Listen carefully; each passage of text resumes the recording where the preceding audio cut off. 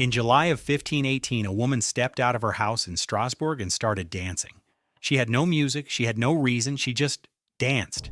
She didn't stop for a week. And then other people started joining her, not a few, not a dozen.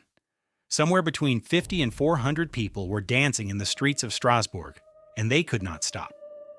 Some of them danced until they collapsed. Some of them danced until they died. And the scariest part? We still don't know why. So let's set the scene. The year is 1518. Strasbourg is a free city in the Holy Roman Empire, which is basically modern-day France. It's a medieval city, half-timbered houses, cobblestone streets, the whole deal.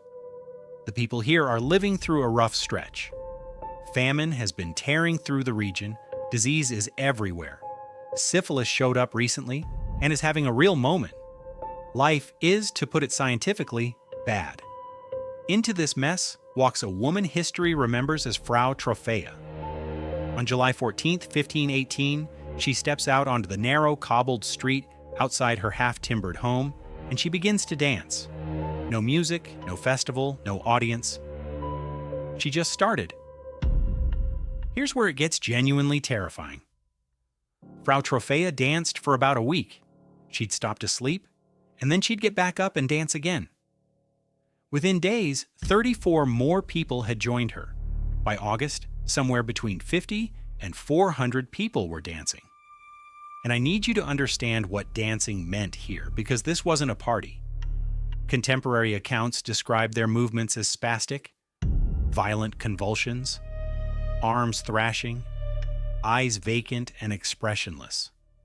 Their bodies were drenched in sweat. Blood pooled into their swollen feet until they bled into their shoes.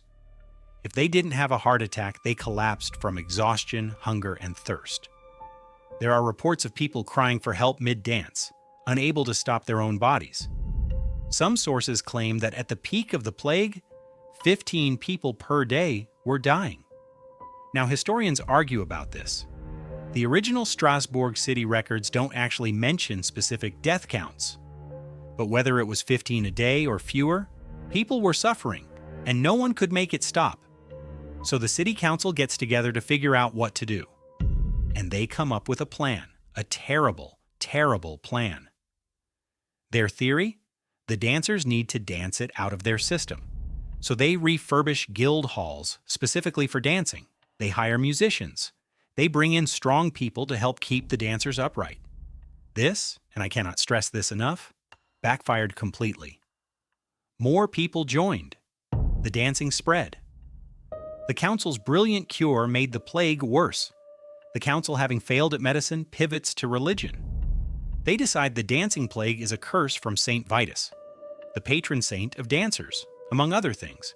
Apparently, Saint Vitus could punish sinners by making them dance uncontrollably, which is a very specific curse. The cure? The dancers are ordered to go to the shrine of Saint Vitus. They're given red shoes sprinkled with holy water, with crosses painted on the tops and soles. They have to hold small crosses in their hands. Incense is burned, Latin incantations are spoken. And then, the dancers are led to a mountaintop chapel to pray for absolution. And it worked. By September 1518, the dancing plague ended. Whether it was the ritual, the plague running its natural course, or just time, the dancing stopped. So what actually caused the dancing plague? There are two main theories, and honestly, both are unsettling. Theory 1. Ergot poisoning. Ergot is a toxic fungus that grows on rye bread, which was a staple food in medieval Strasbourg. Ergot contains compounds related to LSD.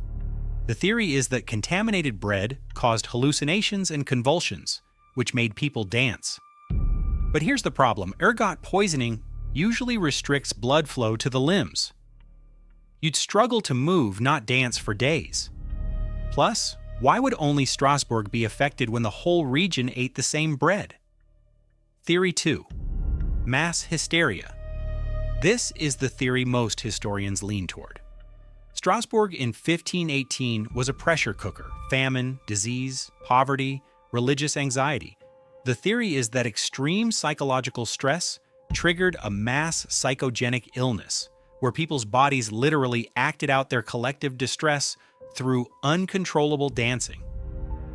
Mass hysteria sounds fake until you learn that it's been documented dozens of times throughout history, and it almost always happens in communities under extreme stress.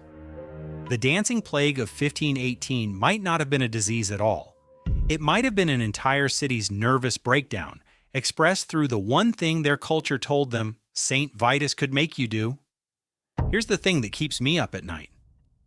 The dancing plague of 1518 wasn't a one-time event. Dancing manias swept through Europe repeatedly between the 11th and 17th centuries. Solbik, Saxony in the 1020s, Aachen in 1374. Multiple outbreaks over hundreds of years. And then they stopped. Modern medicine, better nutrition, less religious terror, and whatever the cause, the dancing plagues faded from history. But for nearly 600 years, people in Europe occasionally broke into dances they couldn't stop, and no one could explain it. If you enjoyed this video, hit subscribe. I'll be back next week with another story from history that sounds completely made up but is 100% real. Drop a comment telling me what weird history topic you want covered next.